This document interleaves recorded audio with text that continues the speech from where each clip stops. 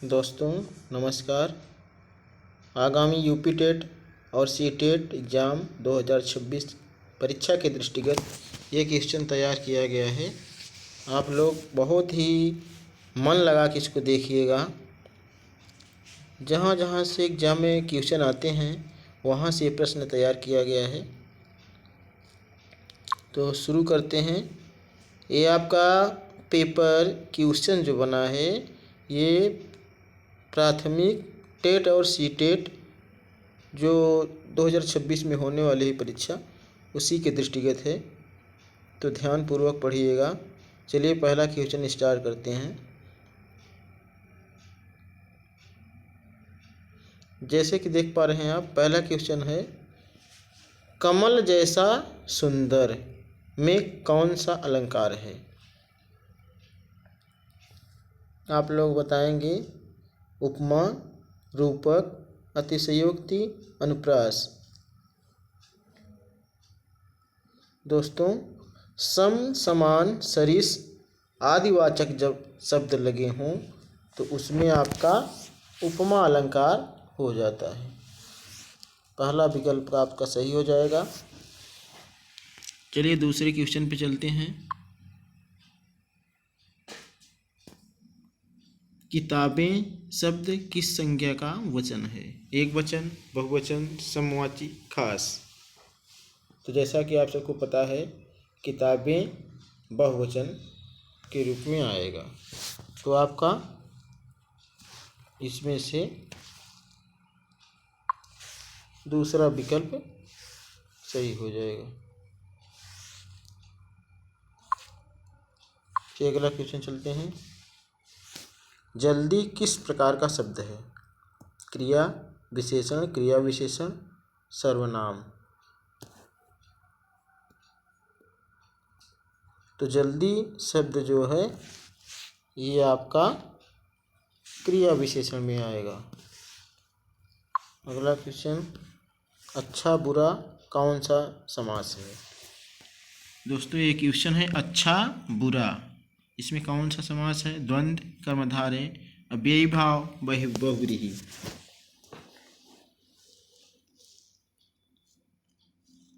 अच्छा दोस्तों, जब किसी दो शब्दों के बीच में और का लोप हो जाए तो वहाँ द्वंद्व समास होता है। जैसे माता पिता, रात दिन, भाई बहन, इन सब में आपका कौन सा समास हो जाएगा। द्वंद्व समास। अगले क्वेश्चन की तरफ। परिश्रम शब्द का पर्यायवाची है। आलस, मेहनत, दुख, उत्सव। परिश्रम आपको पता होगा, परिश्रम का पर्यायवाची क्या होगा। या परिश्रम का पर्यायवाची मेहनत। नेक्स्ट, सुधारना का विलोम है। बिगाड़ना, बढ़ाना, स्वीकारना, बदलना। तो दोस्तों कौन सा हो जाएगा सुधारना का विलोम। बताइए आप सब। बिगाड़ना, बढ़ाना, स्वीकारना, बदलना। तो सुधारना का विलोम बिगाड़ना हो जाएगा आपका। ए ऑप्शन इसमें सही है। अगले क्वेश्चन, नील कमल कौन सा समास है। ये बहुत ही इम्पोर्टेंट क्वेश्चन है, अक्सर टेट में पूछा जाता है ये क्वेश्चन। नील कमल में कौन सा समास। कर्मधारय, तत्पुरुष, द्विगु समास, बहुव्रीहि। इसमें से कौन सा समास है नील कमल में।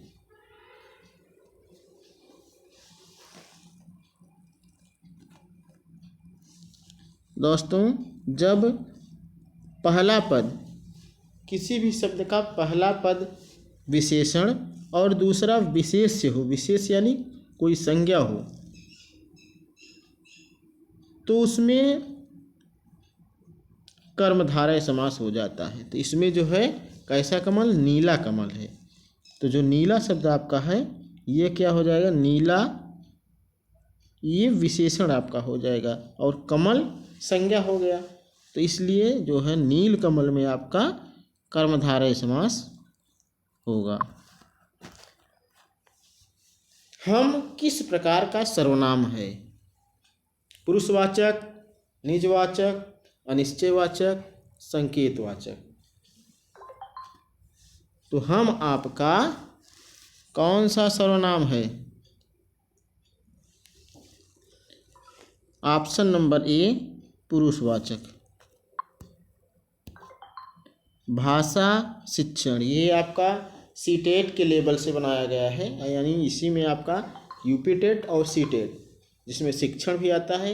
बहुत ही इम्पोर्टेंट क्वेश्चन है। बच्चों में भाषा विकास की प्रथम प्रक्रिया लेखन, वाचन, श्रवण, पठन। बच्चों में भाषा सर्वप्रथम भाषा विकास की पहली अवस्था क्या होती है? पहले बच्चा लिखना तो जानेगा नहीं, पढ़ना तो जानेगा नहीं, पहले बोलता भी नहीं है। सबसे पहली अवस्था क्या होती है भाषा विकास की? सुनना। बच्चा छोटा रहता है तो पहले किसी भी चीज़ को सुनता है।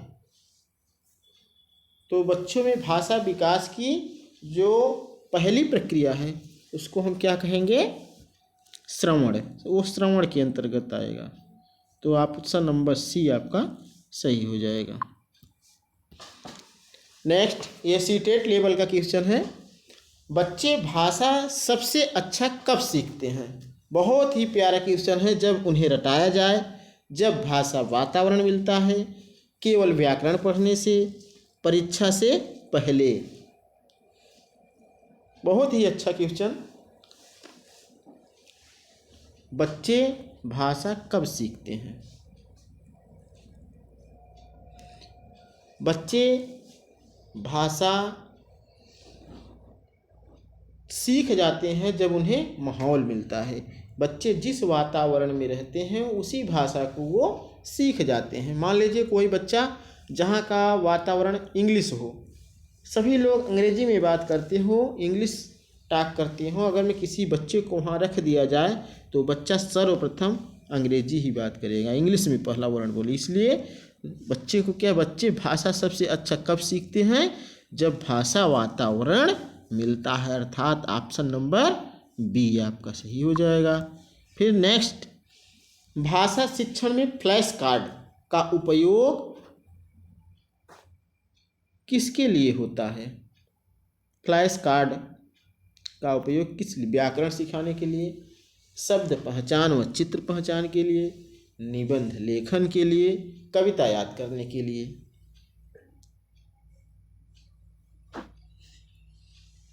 ये फ्लैश कार्ड दोस्तों बच्चों के लिए आता है, वो प्राथमिक विद्यालय में भी आता है। शब्द पहचान व चित्र पहचान के लिए फ्लैश कार्ड का उपयोग, ये कार्ड आते हैं बच्चों के टीएलएम के रूप में, तो बच्चों के पहचान, शब्द पहचान के लिए और चित्र पहचान के लिए ये फ्लैश कार्ड का प्रयोग किया जाता है। ऑप्शन नंबर बी आपका सही हो जाएगा। चलते हैं नेक्स्ट।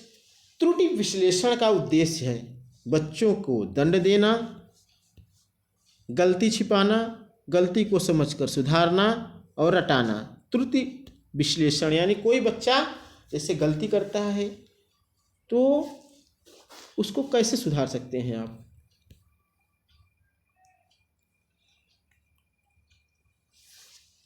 तो हम क्या करते हैं, पहले बच्चे की गलती का पता लगाते हैं, यानी इसको उपचारात्मक शिक्षण कहते हैं। जैसे आपको पता है डॉक्टर क्या करता है, पहले ब्लड टेस्ट करता है, तब दवा देता है, तब जाके वो मरीज जल्दी ठीक हो जाता है। इसलिए पहले बच्चे की गलती को हम पता लगाएंगे, उसकी गलतियों को समझेंगे, तब जाके उसमें सुधारेंगे। इसलिए ऑप्शन नंबर आपका सी सही हो जाएगा। नेक्स्ट, भाषा सीखने में सबसे बड़ा साधन है व्याकरण, अनुभव और प्रयोग, पाठ्य पुस्तक, परीक्षा।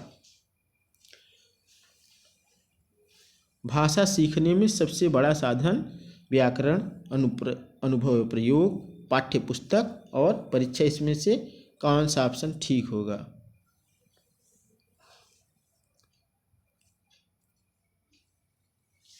इसमें आपका भाषा सीखने में सबसे बड़ा साधन अनुभव व प्रयोग।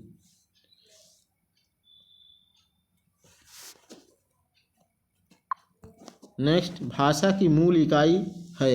ये भी बहुत इंपॉर्टेंट क्वेश्चन है। भाषा की मूल इकाई क्या है? वाक्य, वर्ण, अक्षर, पद।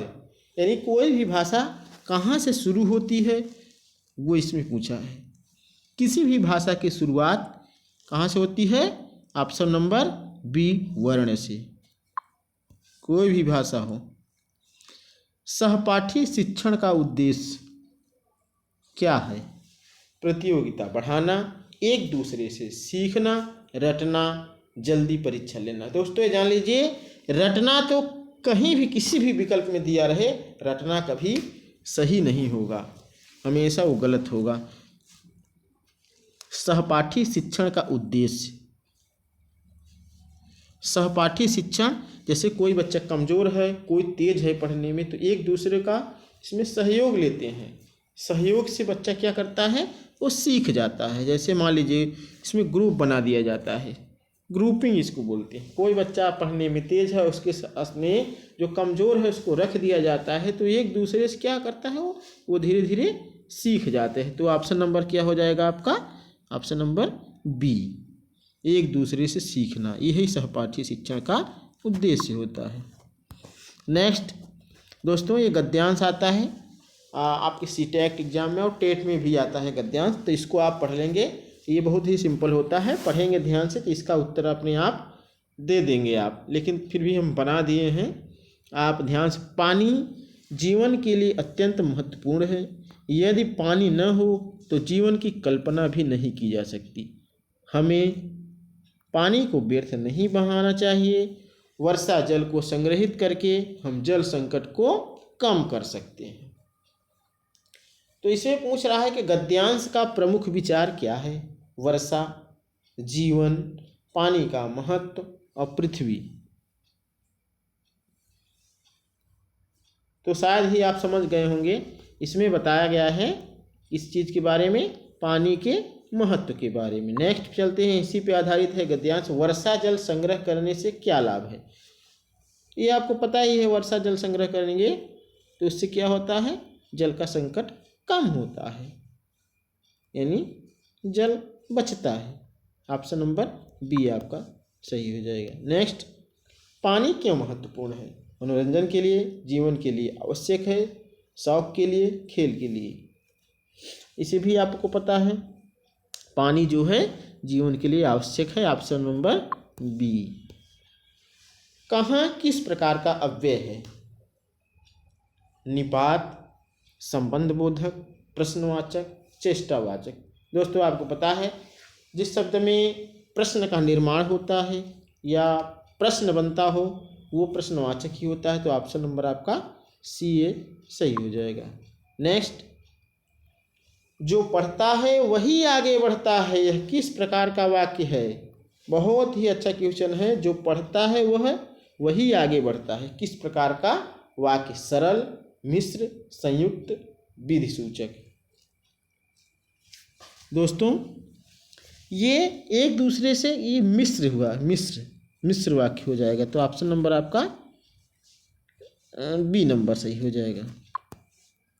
बिना सोचे समझे किस प्रकार का समास, यानी बिना सोचे समझे में किस प्रकार का समास है?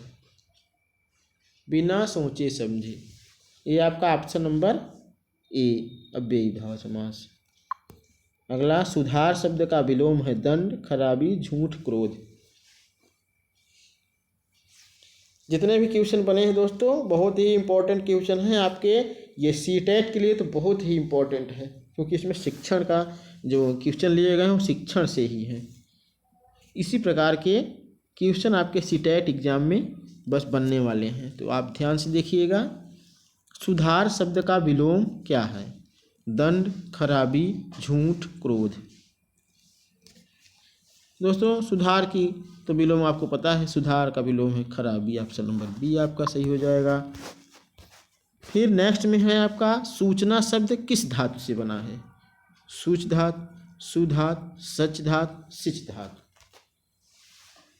तो सूचना शब्द किस धातु से बना है? सूचना, सूच्य, जैसे आता सूच्य कभी कभी लिखा रहता है, आपको सूच्य हो कि तो यह सुच धातु से, ऑप्शन नंबर ये। नेक्स्ट, पति का स्त्रीलिंग क्या है? पति का स्त्रीलिंग आपका ऑप्शन नंबर ए पत्नी हो जाएगा। सफेद का पर्यायवाची है, सफेद का पर्यायवाची धूसर, उजला, लाल, पीला क्या होगा दोस्तों बताइए, कमेंट करके जरूर बताइएगा आप सब। तो सफेद का, ये बहुत ही नया क्वेश्चन है, ये सीटेट और टेट दोनों के लिए बात कर रहे हैं, बहुत ही नया कि सफेद का पर्यायवाची शब्द है। तो सफेद का पर्यायवाची आपका हो जाएगा उजला, ऑप्शन नंबर बी सही हो जाएगा आपका। तो नेक्स्ट चलते हैं 26 नंबर क्वेश्चन, फूल का तद्भव शब्द। फूल, पुष्प कई प्रकार से लिखे हैं, फूल का इसमें आपका तद्भव ऑप्शन नंबर कौन सा सही होगा? ऑप्शन नंबर, कमेंट करके दोस्तों ज़रूर बताइएगा हमें आपका ये वीडियो मेरा कैसा लग रहा है, ज़रूर बताइएगा। फूल का तद्भव ये हो जाएगा, चूँकि इसमें मात्रा गलत है, वैसे फूल भी तद्भव में आता है, इसका तत्सम पुष्प हो जाएगा, क्योंकि तत्सम जो शब्द होते हैं वो संस्कृत से लिए जाते हैं, जो संस्कृत शब्द होते हैं वही आपके तत्सम होते हैं। नेक्स्ट क्वेश्चन, वह पढ़ रहा है, इस काल, इसमें कौन सा काल है? वह पढ़ रहा है, इसमें कौन सा काल है आपको बताना है। ये भी दोस्तों बहुत ही इम्पोर्टेंट है क्वेश्चन। इसमें अपूर्ण जब रहा है, रही कोई कार्य खत्म नहीं हुआ है, चल रहा है, यानी अपूर्ण है। जब देखेंगे लास्ट में है, हो, हूँ है, इसका मतलब वह वर्तमान है, यानी काल जारी है और वर्तमान की, यानी अपूर्ण वर्तमान काल आपका हो जाएगा ऑप्शन नंबर सी। अत्यधिक का विलोम, ये भी बहुत ही इम्पोर्टेंट, जितने भी क्वेश्चन लिए गए हैं सब ये आपके आगामी जो परीक्षा होने वाली है आपकी, मान चलिए मार्च में आपका, मार्च या अप्रैल में टेट एग्जाम होगा और सीटेट तो निश्चित है फरवरी में होगा, उसके दृष्टिगत ये बहुत ही इम्पोर्टेंट है। अत्यधिक का विलोम, अधिक, अत्यल्प, विस्तृत, मूल। दोस्तों अत्यधिक का विलोम, अत्यधिक का मतलब अधिक से भी अधिक, अगर मैं यहीं पे होता अधिक उसका अल्प हो जाता, लेकिन अत्यधिक है, अधिक से भी अधिक, अल्प से भी अल्प, अत्यल्प, यण संधि है इसमें भी, अगर मैं आता कौन सी संधि है तो यण संधि अत्यल्प में होगी, अत्यल्प अल्प। तो आपका ऑप्शन नंबर बी ये सही हो जाएगा। नेक्स्ट क्वेश्चन चलते हैं 28 हो गया, 29 पे। तो 29 क्या कर रहा है? 29 कर रहा है नीरज में कौन सी संधि है? बहुत ही प्यारा क्वेश्चन, नीरज में कौन सी संधि है? तो नीरज में आपका कौन सी संधि हो जाएगी? नीरज में विसर्ग संधि हो जाएगी दोस्तों, ऑप्शन नंबर ए सही है। नेक्स्ट क्वेश्चन और अंतिम क्वेश्चन, क्योंकि 30 प्रश्नों की मैं श्रृंखला बनाता हूँ, वीडियो बहुत बड़ा हो जाएगा दोस्तों। सागर शब्द किस लिंग का है? पुल्लिंग, स्त्रीलिंग, नपुंसकलिंग, इसमें से कोई नहीं। तो सागर दोस्तों ऑप्शन नंबर ए पुल्लिंग। तो 30 प्रश्नों की ये मेरी श्रृंखला थी, वीडियो बहुत बड़ा हो जाएगा दोस्तों, इसलिए वीडियो को मैं बहुत छोटा ही रखा हूँ। आप लोग ध्यान से पढ़िएगा, ये जितने भी क्वेश्चन दिए गए हैं सारे परीक्षा के लिए इम्पोर्टेंट हैं दोस्तों। कमेंट करके ज़रूर बताइएगा मेरा वीडियो कैसा लगा। मिलते हैं नेक्स्ट वीडियो में। Thank you for watching.